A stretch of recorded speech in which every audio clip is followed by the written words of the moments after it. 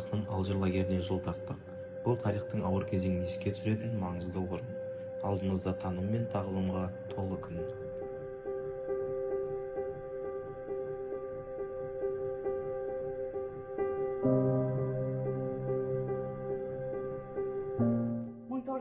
жылы 6 қаңтарда Алжир лагеріне алғашқы потоктағы тұтқындар әкеліне бастады.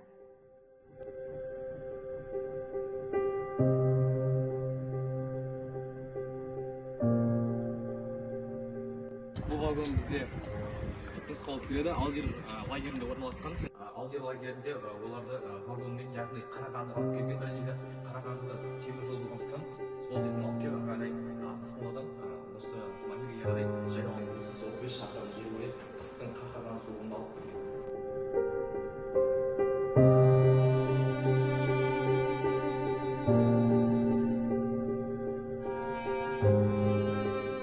Бұл Алжир музейі 2007 жылы 31 мамырда тұңғыш президентіміз Нұрсұлтан Назарбаев Әбішұлының қолдауымен халықаралық түрде ашылды.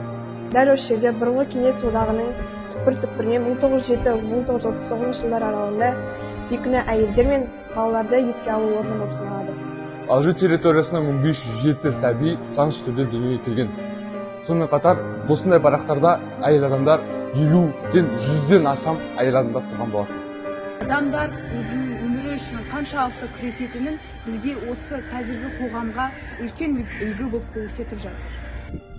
Алдарыңыздағы көрініс бұл айыпталған әйелдердің тұтқындалған жері. Айыпталған әйелдердің айтуы бойынша бұл жерде бір әйел өз баласын есіне түсіріп жылаған кезде барлық 300 әйел адам шошитындай дауыс шығады екен.